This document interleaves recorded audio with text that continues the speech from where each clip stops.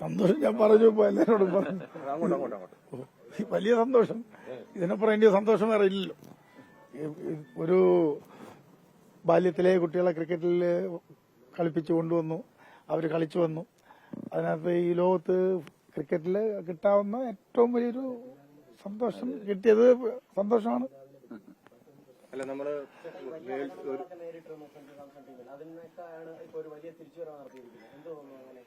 ഈ അവഗണനയെന്ന് ഞാൻ വിചാരിക്കുന്നില്ല. എല്ലാവരും കളിക്കുന്നവരാണ്, കുട്ടികളെ കൂടെ കളിക്കുന്നവരൊക്കെ നല്ല കളിക്കാരാണ്. സഞ്ജുവിനെ പോലെ കളിക്കുന്നവരാണ്. ഇഷാൻ, ഋഷഭ്, KL രാഹുൽ, ഇവര് 4 പേരും വിക്കറ്റ് കീപ്പർ ബാറ്റ്സ്മാൻമാരാണ്. ആരും മോശക്കാരല്ല. എല്ലാവരും ഒന്നിനൊന്ന് മെച്ചമുള്ളവരാണ്. ചില അവസരങ്ങൾ ചിലപ്പോൾ ചില തെറ്റുകൾ ചില സെലക്ടേഴ്സിനോ ചെറിയ മിസ്റ്റേക്കുകൾ പറ്റാം. ആ തലത്തിൽ വിചാരിച്ചാൽ മതി. ഇനിയിപ്പം 10 വേൾഡ് കപ്പ് ജയിച്ചാലും ശരി, ഒരു കഥയല്ലേ ഉള്ളൂ.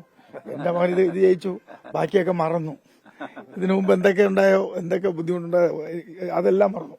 ഇതാണ് സ്പോർട്സ്മാൻ സ്പിരിറ്റ് എന്ന് പറയുന്നത്. പ്രശ്നങ്ങളുണ്ടെങ്കിലും അതിനെ കഴിഞ്ഞു. അവനവന്റെ കാര്യം ചെയ്തില്ലേ.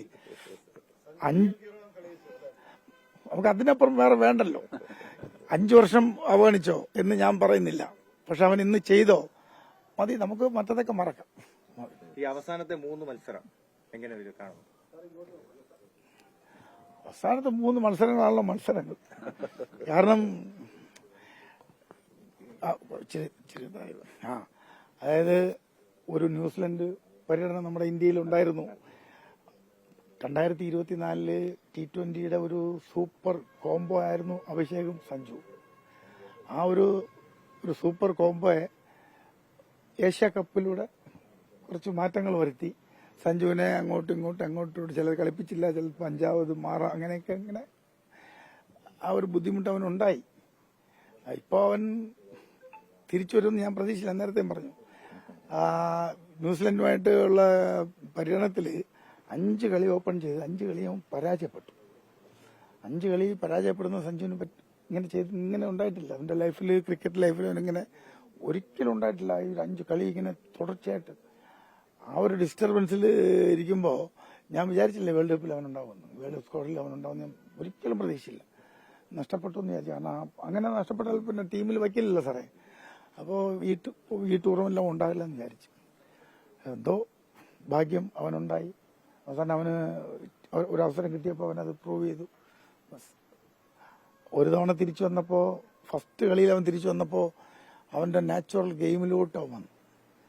അവനവന്റെ കളിയിലോട്ട് അവൻ വന്നു. കളിയിൽ വന്നെന്ന് പറഞ്ഞാൽ ആ കളിയിലൊരു നിമിത്തം എന്ന് പറഞ്ഞത്, ഒരു കളി കളിക്കാൻ കിട്ടി, ഓപ്പണിംഗ് ചെയ്തു. അവൻ ചെയ്ത് ടീം ക്വാർട്ടർ ഫൈനലാണ്, ഇന്ത്യ ക്വാർട്ടർ ഫൈനലാണ്. തുടക്കത്തിലൊരു വിക്കറ്റ് നഷ്ടപ്പെട്ടു. അപ്പോൾ വിക്കറ്റ് നഷ്ടപ്പെട്ടപ്പോൾ അവനെന്തൊരു ഒരു കരുതൽ കരുതി. അവനൊരു കരുതൽ പോലെ തോന്നി, എൻ്റെ ഒരു വിക്കറ്റ് കൂട്ടുകാരൻ പോയി. അപ്പോൾ ഇതിൽ ഒരു കളിയിൽ ഔട്ടായ നമ്മൾ ഔട്ടായി പോകും, നമ്മൾ ടൂർണമെന്റിൽ നിന്ന് ഔട്ടായി പോകും. അത് കഴിഞ്ഞപ്പോൾ ഒരുത്തൻ ഇനി ഔട്ടായി, രണ്ടാമത് ഒരു ഇഷാൻ കൂടെ ഔട്ടായി. അപ്പോൾ അവനെന്ത് ചെയ്തു, കുറച്ച് സൂക്ഷിച്ച് കളിക്കാൻ തുടങ്ങി. ആ സൂക്ഷ്മതയാണ് എന്ന് ഞാൻ വിചാരിക്കുന്നത്. ആ ഒരു അവന്റെ മുന്നിൽ നിന്ന് 1 നഷ്ടപ്പെട്ടു, 2 നഷ്ടപ്പെട്ടു. പിന്നെ അവൻ കരുതി കളിച്ചു തുടങ്ങി. രാജ്യത്തിനെ കരുതി കളിച്ചു തുടങ്ങി. ആ കരുതല് ഒരു ഫ്ലിക്ക് വളരെ റിസ്കി ആയിട്ടുള്ള ഒരു ഫ്ലിക്ക് 4 ആയിട്ട് അത് മാറി. അത് അവര് ആവർത്തിച്ചത് കാണിക്കുന്നുണ്ട്. അതൊക്കെ അദ്ദേഹത്തിന്റെ സൂക്ഷ്മതയും ജാഗ്രതയും ഒരു ജീനിയസാണ്. ആ ഒരു കളിയാണ്. ആ കളിയിൽ അവൻ തിരിച്ചു വന്നില്ലേ, പിന്നെ അവന്റെ ലൈഫിലെ ക്രിക്കറ്റിൽ അവൻ തിരിച്ചു വന്നു. സെഞ്ചുറി ഒന്നും അല്ലല്ലോ. സെഞ്ചുറി എന്തിന് സെഞ്ചുറി? ടീം ജയിച്ചു, അതിൽ അവൻ ടോപ്പ് സ്കോററായി. അതൊക്കെ തന്നെയാണ്.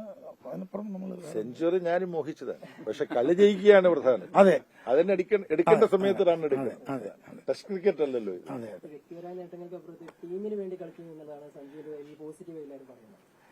അതുകൊണ്ടാണല്ലോ അവൻ ഇങ്ങനെ ആയിപ്പോകുന്നത്. നിങ്ങൾക്ക് സഞ്ജുവിനെ, നമുക്ക് സഞ്ജുവിനെ, നമ്മുടെ കേരളത്തിന് സഞ്ജുവിനെ എന്തുകൊണ്ട് നഷ്ടപ്പെടുന്നു? കളികൾ നഷ്ടപ്പെടുന്നു. അവൻ പോയി ടീമിന് വേണ്ടി കളിക്കുന്നു, കരുതി കളിക്കുന്നില്ല. അവനെ കരുതി ഇന്നുവരെ ക്രിക്കറ്റ് കളിച്ചിട്ടില്ല. അവനെ കരുതി ക്രിക്കറ്റ് കളിച്ചെങ്കിൽ അവനെ ഒരാൾക്കും വെളിയിലാക്കാൻ നോക്കില്ല.